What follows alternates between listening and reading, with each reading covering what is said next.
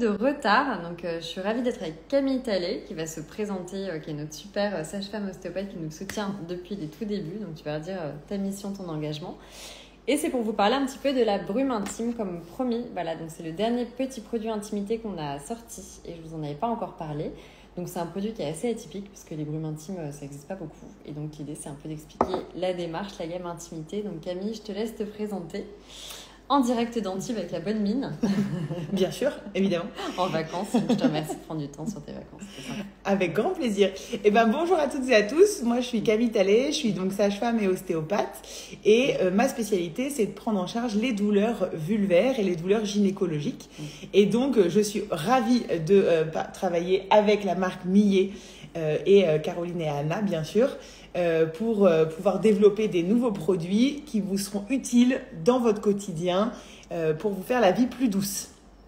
Et donc, justement, tu as même écrit un livre qui s'appelle Au bonheur des vues. Tu peux parler de ton association aussi parce que je trouve que c'est magique. Tu as fait un bus des femmes où tu vas sensibiliser aussi aux problématiques intimes parce que souvent, il y a des vrais malentendus, méconnaissances sur la vie intime à plein de niveaux. On va en reparler. Donc, n'hésite pas à nous en parler un peu parce que je trouve ça génial.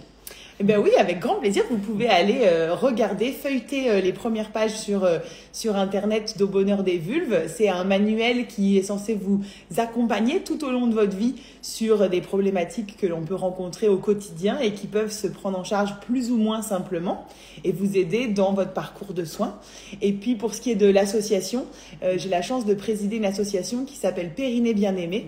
Et de la même façon, allez vous renseigner sur le site Internet. Il y a beaucoup d'informations sur les désagréments, les douleurs, les problématiques qu'on peut trouver au niveau vulvaire.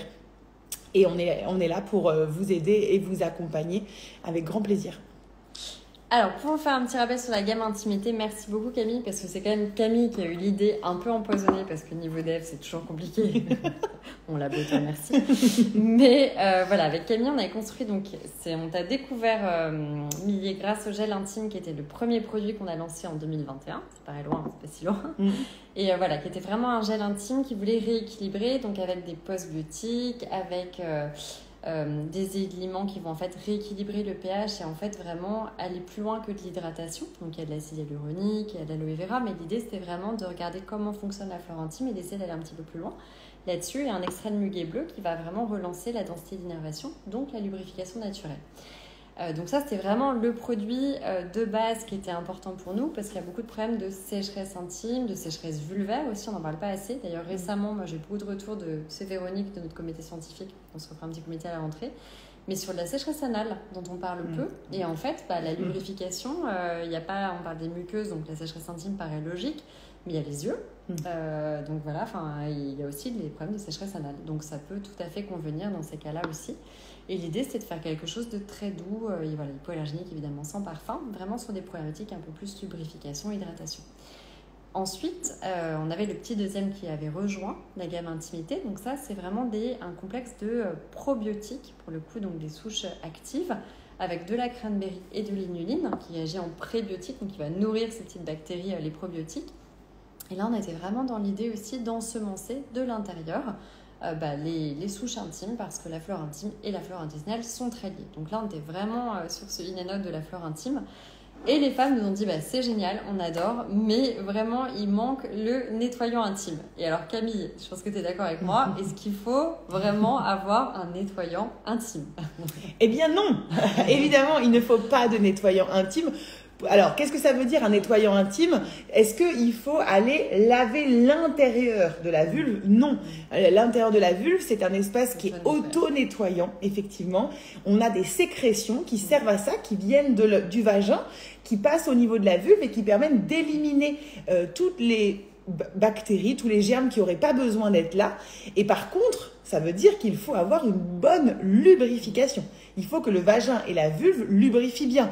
D'où l'intérêt, si ça ne lubrifie pas bien, de pouvoir rapporter de la lubrification avec un gel avec de l'acide hyaluronique. L'acide hyaluronique, c'est une molécule qui vient chercher l'eau dans les tissus et aider les sécrétions. Et donc l'idée, quand on prend soin de sa vulve, c'est de ne laver que l'extérieur. Comme l'extérieur, et ben voilà, l'extérieur de la peau, c'est comme de la vulve, c'est comme notre peau. Donc on prend le savon qu'on utilise. Alors bien sûr, si on peut avoir un savon sans additifs, sans sulfate, voilà, c'est forcément mieux. Mais si à la maison, vous avez acheté le dernier gel douche à la mode, et c'est pas grave, vous le finissez. Et c'est vrai que nous, on n'a pas voulu faire un gel nettoyant intime spécifique. Alors pour un truc de bon sens, que je trouve vraiment de bon sens, c'est que les actifs, de toute façon, si vous achetez un gel avec de l'acide lactique, des actifs qui sont potentiellement bien, ils vont pas rester longtemps en contact avec la zone intime. Donc en plus, cet effet finalement d'apport d'actifs sur un gel douche, il est assez limité. Et finalement, c'est assez polluant parce que c'est des actifs qu'on va utiliser, etc. Et on les met et ça va vite se retrouver dans les eaux usées et ça n'a pas le temps vraiment de rester en contact avec la zone. Et donc, on trouvait ça un peu absurde, même si aujourd'hui, concrètement, c'est plus de 90% du marché de l'intimité. Donc, tout le monde te dit, lance un gel intimité. Et on dit non. Et donc, Camille nous en empêche de toute façon. Et donc, on a trouvé une solution intermédiaire qui était de dire, il y a quand même des femmes qui disent, oui, mais tu comprends, moi, après le sport, quand j'ai pas le temps, ou que j'ai pas de douche, que voilà, je peux même pas me nettoyer à l'eau, mais j'ai une sensation de mal-être parce que voilà, j'ai un peu transpiré, ou voilà, ou je me sens pas bien, ou je sors d'une mycose, ou en postpartum, quoi. Je sors, j'ai une cicatrisation, j'ai pas envie de toucher à la zone, comme on disait, parce qu'il y a aussi ça. Ou parfois aussi des femmes avant ou après un rapport qui ont envie aussi de rééquilibrer un petit peu la zone, donc aller aux toilettes, etc., mais qui peuvent avoir des soucis. On disait, mais voilà, je vais peut-être pas mettre du gel à ce moment-là ou un produit intime. Et on disait quel peut être l'intermédiaire qui en fait convient dans ces situations. Et donc Camille a eu la super bonne idée de dire il faut faire un spray. Est-ce que c'est une bonne idée? C'est vous qui nous direz si c'est une bonne idée, mais en tout cas, le format spray. Alors, avant de parler de l'utilisation du spray, je crois que c'est très important de comprendre que là, on vient pas apporter une autre odeur. On vient faire en sorte que l'odeur qui est la vôtre, le confort que vous avez, il soit personnel. On vient l'optimiser. Donc ça veut dire qu'on ne vient pas chercher une nouvelle odeur, ça ne va pas sentir la fleur, la lavande, la rose, ça c'est... Surtout pas de parfum sur la zone. Ouais, et puis c'est complètement utopique. Vous avez votre odeur personnelle, elle ne doit pas être dérangeante, donc si jamais ça ne va pas, il faut bien consulter un professionnel de santé. Mais on a le droit d'avoir des moments où on n'est pas bien, où on a besoin de se mettre quelque chose sur la vulve. Et donc l'idée de la brume, donc cette fois là on est sur un spray, et donc l'idée ça va être de venir mettre sur sa peau, hop, on va pouvoir faire ça. À l'entrée du vagin sur la vulve. Voilà. Et donc, soit on étale si on veut, mais sinon on laisse juste... Alors, ça met une petite minute à sécher. Et vous allez voir, après, ça laisse un film, on sent un petit film un peu protecteur. Donc, ça sèche vite. Voilà. Si jamais on a besoin d'accélérer, on peut tout à fait tapoter un peu avec un papier toilette. Peu importe, les actifs vont rester en contact avec la zone. En tout cas, ça ne va pas laisser de sensation mouillée dans la culotte. Ça, c'est important. Ça va vraiment venir apaiser, rafraîchir et ça sèche vraiment vite. Et l'idée, c'est qu'il y a un petit film protecteur. Donc, il y a de l'acide hyaluronique, de l'aloe vera. Il y a de l'acide lactique qui est donc couramment utilisé justement pour rééquilibrer le pH, parce qu'il y a un problème. Donc le pH du vagin est naturellement acide, c'est important qu'il y ait une acidité pour faire barrage aux spermatozoïdes, mais pour entretenir aussi, on disait. D'ailleurs, j'aime bien quand tu disais ton expression vagin sécrétant, vagin en bonne santé. Je pense que c'est un truc qui est important à dire. Il y a des femmes qui sont un peu gênées par ça, mais je pense que c'est hyper bon en fait, de dire waouh, en fait, c'est une chance quand elles sont normales et pas gênantes, handicapantes et tout. C'est bien d'avoir au fond de sa culotte quelques sécrétions tous les jours, une fille. Et donc en fait voilà, cette brume intime elle va vraiment venir apporter d'abord de l'apaisement, de la fraîcheur, de l'hydratation, mais elle va aussi rééquilibrer, donc par capillarité, même quand vous mettez sur la vulve, de toute façon l'acide lactique il va migrer à l'entrée du vagin et ça va créer une petite barrière protectrice. Donc là on est vraiment dans un geste apaisant, voilà, nettoyant, qui est vraiment équilibrant plutôt. Et par contre, qui va aussi venir poser un petit film protecteur hydratant. Donc, il ne va pas du tout dessécher, comme ça peut être le cas pour non, vous pouvez voir là, sur la main. Tu sens Oui, on sent bien. Là, il y a ce petit film sur la peau qui est très confortable. Tout à fait. Et donc, en fait, on a vraiment voulu aussi créer des actifs. Cet actif filmogène, c'est vraiment un actif qui va aider notamment à la cicatrisation. Donc, quand on a une blessure pour X raison sur la vulve ou des choses, on ne sait jamais trop quoi mettre. Donc, effectivement, le gel intime pouvait être utile, mais parfois, on le sent. Enfin, on peut pas en mettre des quantités énormes. C'est une zone où c'est un peu gênante. Ou typiquement en postpartum. Au début, on l'avait aussi développé en pensant à ça. Quand tu as une cicatrice postpartum, les soins, c'est jamais très facile à appliquer. Ça, c'est vraiment une gestuelle assez simple et qui apporte des ingrédients pour vraiment optimiser ça. Bah oui, si on doit essayer de lister un petit peu les utilisations qui semblent les plus fréquentes, vous pouvez effectivement avoir ça dans la trousse quand vous allez accoucher. Donc ça peut vraiment s'utiliser à la maternité, quand vous sortez de la douche, vous séchez en tamponnant et vous finissez par la petite brume. Ou par exemple, quand votre sage-femme vient vérifier votre périnée dans la journée, et ben, à la fin de l'examen du périnée, vous pouvez aussi lui demander de mettre un petit coup de brume avant de remettre votre protection, parce que souvent il y a des saignements pendant un peu longtemps. Et donc ça permet... Quand vous mettez ça sur la vulve et puis le sang qui va couler pendant plusieurs jours, et il va être moins agressif pour la peau et vous pourrez certainement être beaucoup plus confortable au niveau de la vulve. Donc ça, c'est une grande indication de ce produit, mais vous en aurez encore parce que ça suffira. Enfin, ça sera pas que les quelques jours qui suivront le postpartum. Ah oui, c'est vrai qu'on ne dit pas, tu as raison, mais là, il y a à peu près, quand on fait les sprays, on s'est fait toute une bouteille, il y a à peu près 120 sprays. Ouais. Donc si tu en mets 1 ou 2 par jour, tu en as pour largement 1 mois et demi. Oui. En fait, on en met peu. Et par contre, c'est vraiment concentré en actif. On le voit d'ailleurs, c'est un côté un petit peu trouble comme ça. Et voilà, avec tout ce qu'il faut pour... ça peut être mis par les femmes enceintes et tout ça. On est vraiment sur une longue conservation, mais avec vraiment des ingrédients très très doux qui ne sont pas du tout censés avoir de réaction. Et puis il y a une autre chose aussi, on a eu récemment un témoignage d'une maman où sa fille faisait souvent en été avec les maillots mouillés parce que l'humidité c'est pas bon pour la zone quand on va rester longtemps avec des maillots mouillés, donc ça dépend des régions. Ici ça sèche vite, mais dans l'ouest où j'étais la semaine dernière ça sèche moins vite. Et c'est vrai que ce petit truc protecteur va aider un petit peu aussi à moins, donc ça peut être quelque chose, c'est un geste nomade pratique qu'on va avoir sur soi et qui peut apaiser.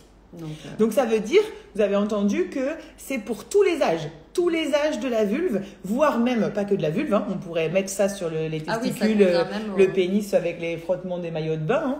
J'ai pas pensé à ça. On pourrait, si on peut le mettre sur la vulve, on peut le mettre. Je suis en train de penser parce que ce matin mon petit garçon il était gêné, donc je vais prendre ça pour l'emmener. Avec le panier du maillot. Avec le panier du maillot, exactement. Et en fait il faut et ça fait penser aussi à toutes les petites filles, toutes les jeunes filles qui ont pas encore leurs règles, qui ont la vulve rouge et qui n'est pas confort, et bien par contre, et bien voilà, c'est ce réflexe-là qu'il faut leur donner, surtout pas d'antimycosique, un petit spray de brume, en plus comme ça elle peut faire en autonomie, et elle met ça sur la vulve, je pense que ça va vraiment très très intéressant. Enfin, moi j'ai une petite fille qui fait beaucoup de vulvite, donc j'utilise pas mal ça. Et puis après, tous les désagréments que vous pouvez rencontrer. Dans la vie de tous les jours, on peut avoir un inconfort au niveau vulvaire pour X raisons. C'est lié à quoi les vulvites d'ailleurs? Les vulvites, c'est les frottements. Alors, beaucoup les frottements. Ensuite, beaucoup les petites filles qui s'essuient trop ou pas assez. Mais attention, parce que des fois, on dit qu'elles s'essuient mal, mais quand on dit s'essuient mal, on n'imagine pas qu'elles peuvent trop s'essuyer. Le frottement du papier, il y a des enfants à qui on dit qu'il faut bien que ça soit tout sec. Et c'est ces mêmes personnes qui plus tard... on doit tapoter à peine avec un papier toilette qui ne ressemble pas non plus à un papier cuisson, si possible. Finalement, c'est marrant parce que même dans les régions, moi qui étais un peu au Moyen-Orient, où ils se nettoient au jet d'eau, il y a beaucoup moins d'infections et tout qu'avec le papier. Il y en a moins. Après, je ne suis pas sûre que se laver à l'eau soit fort. Enfin, si c'est que l'extérieur, peut-être, mais il faut faire. Attention, parce que quand tu as la douche, tu es vite tenté d'aller un peu plus loin. Moi, ça ne m'a jamais tenté, perso. Tant mieux, c'est une mauvaise idée, mais si jamais c'est quelque chose que vous avez l'habitude de faire, sachez que faut pas chambouler toutes ces habitudes d'un seul coup, mais se dire que si vous mettez de l'eau, derrière c'est bien de pouvoir par exemple mettre un petit coup de spray pour garder un film plus hydratant au niveau de cette zone qui a besoin d'être lubrifiée. Voilà. La vulve c'est toujours un peu humide, mais ça doit être humide confortable. C'est pas question de devenir un escargot qui laisse des traces. L'idée, c'est vraiment d'être confortable. Oui, parce que trop d'humidité, c'est pas bon non plus. C'est vraiment ce juste milieu où, nous, on a fait en sorte d'avoir une texture qui sèche rapidement, donc qui va vraiment être un peu humide pour déjà faire pénétrer les ingrédients par capillarité apaisée. C'est un côté apaisant, rafraîchissant aussi. Mais aussi qui va vite sécher avec c'est vraiment ce juste milieu. Il ne faut pas que ça soit non plus trop humide parce que l'humidité favorise aussi le développement de certaines bactéries. Mais bon, évidemment pas quand tu as de l'acide lactique et des choses comme ça, mais en tout cas, par exemple, l'eau de mer, de rester trop longtemps mouillé, attention, parce que souvent, il y a une résurgence de ça l'été, notamment les petites filles. Il faut vraiment se dire que quand vous avez un inconfort vulvaire, la question c'est est-ce qu'il y a une infection et auquel cas il faut la traiter. Mais derrière, les conséquences des traitements, ça peut être qu'on est sensible au niveau vulvaire et donc il ne faut pas hésiter à venir derrière chouchouter la peau de sa vulve en mettant un hydratant. Et une grande indication aussi, ça peut être la sexualité. Parfois, malheureusement, on peut avoir des douleurs dans la sexualité. Ok, c'est un fait.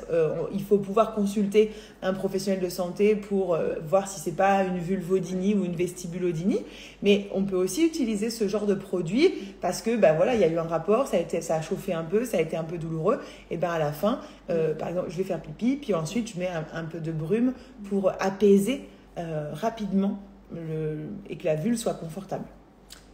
Donc voilà, n'hésitez pas à nous dire, en tout cas pour vous récapituler. Donc c'est une petite brume, on met 1 à 2 sprays, donc sur la vulve ou à l'entrée du vagin quand il y a un inconfort ou quand on se sent pas bien, qu'on a trop transpiré ou en prévention. Et puis ça sèche donc en moins d'1 minute, on peut éventuellement tapoter un peu et ça contient donc de l'acide lactique, de l'acide hyaluronique. Il y a un complexe à base d'eau de coco et de postbiotiques, donc toujours la même idée d'essayer d'ensemencer dans les bonnes bactéries, la flore intime, l'acide lactique qui va équilibrer le pH, et puis voilà, ce complexe hydratant à base d'eau de coco, d'aloe vera, donc que des choses très douces qui peuvent se mettre même sur les plus petits. Donc n'hésitez pas, peut se mettre tout au long de la journée pour se rafraîchir et peut complètement remplacer le savon. Alors, nous, on évite le savon si vous étiez là pour les douches intimes. Sauf des savons très doux, vraiment faits pour l'intimité de temps en temps. Mais dans l'idéal, il ne faut pas, ça peut pousser à aller trop vers l'intérieur. On faisait vraiment rincer la vulve à l'eau. Le vagin est auto-nettoyant. Donc, ça peut remplacer un savon dans le sens où ne mettez pas de savon, lavez à l'eau et mettez la petite brume après. Ça aura sûrement des résultats plus efficaces puisque les actifs restent plus longtemps en contact avec la zone, même suite à un désagrément. Voilà, donc n'hésitez pas à poser toutes vos questions sur la brume, à réagir. Il y en avait très peu qui avaient deviné quand on a dit devinez ce que c'est une brume. Tout le monde pense que c'est une brume pour le visage. Non, c'est une brume intime. Mais on est très preneurs de vos réactions, de vos tests. Donc voilà, elle vient d'arriver sur le site et on se fera un plaisir de répondre à toutes vos questions. S'il y en a, n'hésitez pas. Et sinon, on le fera sur le replay. Tu as quelque chose à ajouter ou c'est bon ? Prenez soin de votre vulve et attention, rien à l'intérieur, tout à l'extérieur. C'est auto-nettoyant, c'est une super belle mécanique, il faut juste apporter les bons actifs et ça fait la différence. Donc arrêtons l'épidémie d'hygiène intime. Merci Camille. Avec plaisir. Hop.